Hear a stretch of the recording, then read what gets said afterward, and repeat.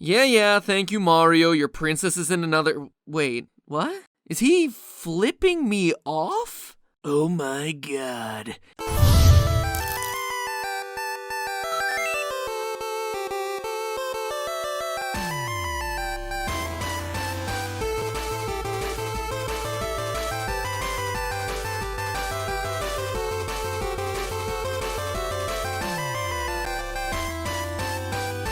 Hello, Internet! Welcome to Game Theory, where we do theories on all kinds of games, but the ones on Nintendo get you guys the most excited, which is why there's so many of them. Supply and demand, my friends. You demand it, and I supply it. Which is ironic, since it's a lesson Nintendo doesn't seem to get. Amiibos. GameCube adapters for the Wii U. Majora's Mask 3DS XL. So, while you wait for your $200 Rosalina and Luma amiibo to arrive from some random eBay scalper who understands basic economic principles, let's talk Mario. Does that intro qualify as shots having been fired? Maybe? Anyway, what's the deal with the Mushroom Kingdom? I get that Princess Peach rules over it, but seriously, where are all the other human beings? And for that matter, why does the Mushroom Kingdom have a human ruler? And then what about royal succession? Princess Peach still isn't a queen, she's a princess. Mario doesn't even seem close to becoming a prince, and as weirdly suggestive as her sweet little notes can be construed, it really doesn't seem like either of them are putting much work into making a little Mushroom Kingdom heir. And for that matter, what's Bowser's deal? Why is he, demonic lord of the Koopas, so intent on kidnapping this lousy princess instead of getting it together and cranking out a straight military victory? The point is, something awful fishy is definitely going on here, but this time I submit to you that we're not looking for a flat-out villain. No, that would be too obvious. This time, our person of interest is someone secretly nefarious, someone coasting along while the heavies take all our attention. Slide on those vests and pull up your diapers, because I'm talking about Toad. What is Toad? Or more accurately, what are toads? Why do they all look the same and yet Peach, their ruler, looks nothing like them? Well, would you believe me if I said that they're a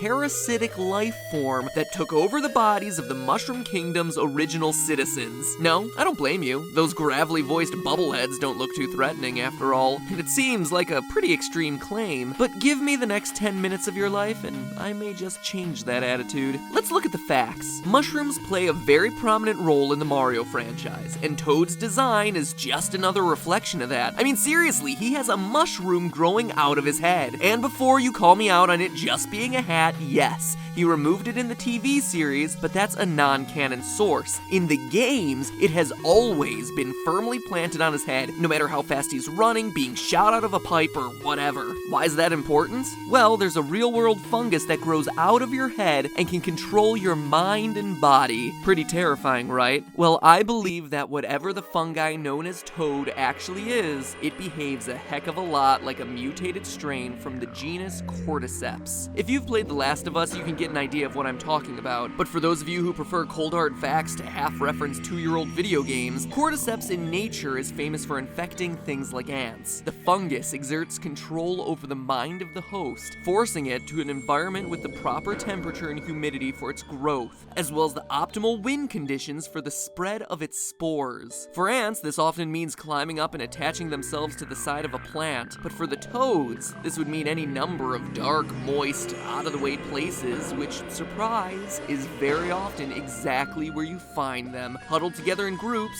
or all by themselves, just sort of standing there, waiting. Then it starts to send out little threads called mycelia. As its mycelium threads slowly replace the body of the host dies, and the spore-bearing fruit body emerges, often near the head. Sound like some NPCs you may know and love? So how do you like them apples? I mean, them fungi. So I know what you're thinking. Man, nature is scary. And yes, it is. It's like a Fox show from the early 90s, when fungi attack. You're also probably thinking that if the people themselves weren't mushroom-like until they were body snatched, then why is it called the Mushroom Kingdom in the first place? Well, there's an easy answer to that as we turn to the original manual for Super Mario Bros. The manual introduced the Goombas, or should I say the Little Goombas, as mushrooms who betrayed the Mushroom Kingdom, implying that the Mushroom Kingdom is actually their homeland, and that it's the Goombas who were the land's namesake in the first first place. And before you start yelling at me about Goombas actually being chestnuts because their Japanese name is Karibo, Takashi Tezuka, assistant director and game designer for Mario 1, in an interview with Satoru Iwata, confirmed that no matter what you think, Goombas are, in fact, based off shiitake mushrooms. Assistant director and game designer. That's a primary source, my friends. So if this is their kingdom and they're getting displaced from it, it would be natural they would want to defect to Bowser if it meant getting their homeland back. It might also explain why one of Bowser's core troops are so weak. They're not really fighters at all. They're just refugees of war, victimized by the Toads, and they're doing anything in their power to get back home. Skeptical? Yeah, I don't blame you. I mean, mind-controlling mushrooms? Yeah, okay, sure. But I wouldn't present you with this theory if there wasn't more. Remember that mycelium I mentioned earlier? Those thin fungal threads that slowly replace the host's flesh? Well, they serve another important purpose in real life too, crisscrossing through the soil, connecting plants and fungus to a vast natural underground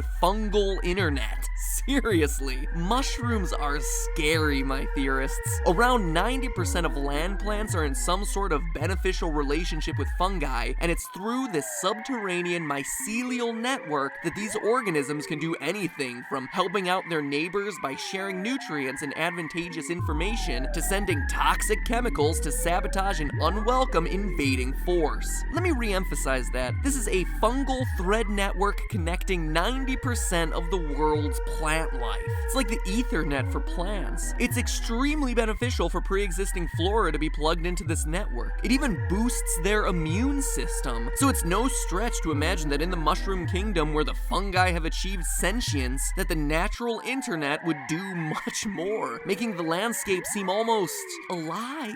Which sounds totally crazy at first, until you realize that all those weirdly shaped Mushroom Kingdom hills really do have eyes. Which, when you think about it, is much scarier than the movie by the same name. And if you're thinking I'm going to be relying on a retro game and an old poorly translated manual for all my evidence here, think again. We recently had a game focused entirely on Toad, and it revealed a lot. In a recent GameSpot interview with producer of Captain Toad Koichi Hayashida, he explained that Toads don't have genders in the way that we think of them. He also went out of his way to confirm that Captain Toad and Toadette aren't romantically involved in any way. So why are we celebrating two video game characters not getting it on? Well, glad I asked. Most fungi reproduce using spores in an extremely non-sexual process that involves around 36,000 different genders. Facts that directly parallel how Hayashida described the Toad's behavior. If Toad and Toadette were having a bunch of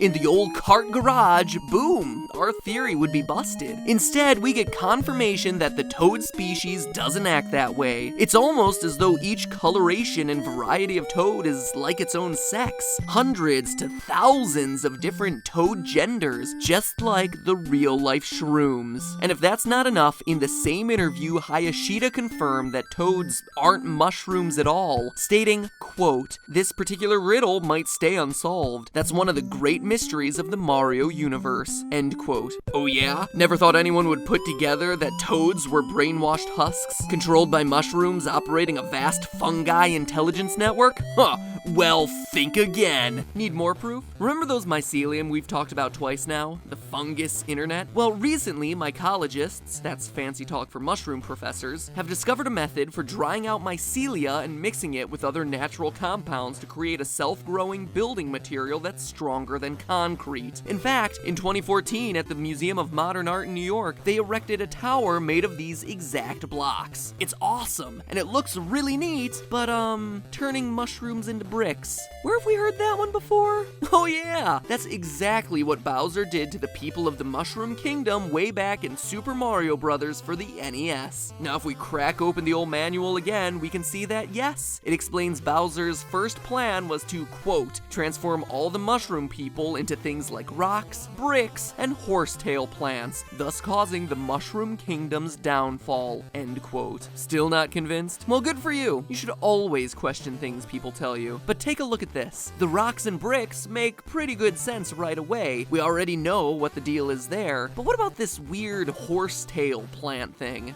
what are those? Pretty weird thing for the manual to specifically mention, right? You might even think it was some kind of translation error, but nope, it appears in both the Japanese and English versions. And then you start doing research, and you begin realizing that horsetail plants are a real thing. In fact, horsetail plants are often used in farming precisely because the plant's high silica content effectively stops fungal growth. A plant that stops mushrooms from growing. From that one bizarrely specific detail in the manual, we instantly can understand that Bowser is trying to stop the spread of some fungus. A toad fungus. Imagine you're Bowser. You rule your own kingdom. You are King Koopa. Everyone living beneath you is pretty happy doing whatever they're doing, when all of a sudden there's a tiny little knock on your castle door. Help, help! The thousands of tiny little Goombas say, our kingdom is being overrun by a parasitic fungus. Now, normally you wouldn't carry out an act of war against a neighboring kingdom, but partly because you don't want it spreading to your own kingdom, and partly because you don't want to deal with thousands of useless little shiitake drones at the gate, you do everything you can to eradicate this fungus menace. From repurposing the invaders into environmentally friendly masonry, to planting horsetail plants as a countermeasure to keep them from coming back, and even securing the royalty next door in your castle until the plague passes, so she doesn't get infected. It's actually a pretty upstanding and logical thing for Bowser to do, but then greedy old Mario shows up, hungry for his cake, or his kiss, or whatever. He touches your axe that makes the bridge fall. Why do you keep that thing around, Bowser? And boom, you fall into the lava and suddenly you're the bad guy for all times. Mario, the guy who in the manual is described as, quote, the hero of the story. Maybe. What an odd thing to say. Sure, we may make a big deal about Bowser being a bad dude and everything, but history is written by the winners, Internet. And if you're a good player, that winner is you. And Mario. And Peach. Which brings up one last question. Where does Peach fit into all this? Why isn't she infected? Well, you already know the answer. I showed it to you a few minutes ago. Toad, the mushrooms, serve the princess. The American manual changes it to say, quote, serves in the court of the princess, end quote, but a direct translation of the Japanese just says that the toads serve her. And we see in Smash Brothers that she's very adept at using toads to get what she wants. Ever wonder how an airhead who can't tell whether or not she's won a kart race can maintain control of a kingdom? Cordyceps. One word, cordyceps. Peach is the one who brought the toads to the Mushroom Kingdom in the first place. That's why they all worship her, and that's why in the US for 8 years she went by another name, one that tipped us all off to her grand scheme from the very beginning. Peach's other name, Princess Toadstool. Oh, did I win? So, like I said at the beginning of the episode, something is certainly rotten in the state of the Mushroom Kingdom. But hey, that's just a theory. A game theory. Thanks for watching. Hey guys, this episode was made possible by Squarespace.com. If you ever wanted to build your own website, make it look beautiful, and have a design that scales to any device, check out Squarespace. I can say firsthand how difficult it is to get a website up and running. I've wanted one for the game theorists for I don't know how long, but I had a bunch of people flake out in the middle of the project. And the reason was because I wanted the site to look pretty, have an online store for merch, forums for you guys to chat and theorize together, all that good stuff that you want in a website. Well, had I known about Squarespace at the time, I would have tried them. It's completely integrated with Google Apps to have a ton of functionality, Getty images to make it pretty, and even more important, legal, and every website comes with a free online store. There's even 24/7 live chat and email support for all you web noobs like me out there. Squarespace only costs $8 a month, small price to pay if you want a really beautiful website, and you get a free domain if you buy Squarespace for the year, and you can get 10% off your first purchase by using the code GAMETHEORISTS. So if you want a website, check out squarespace.com/gametheorists. Click on the annotation here or the link in the description and start building your GT fan site today. Or a Mario is Communist blog. Or your own personal takedown of IGN. You know, whatever floats your boat. I hear that MattPatIsHot.com is still available too. So get on it, people! Now if you'll excuse me, next episode is gonna be a doozy.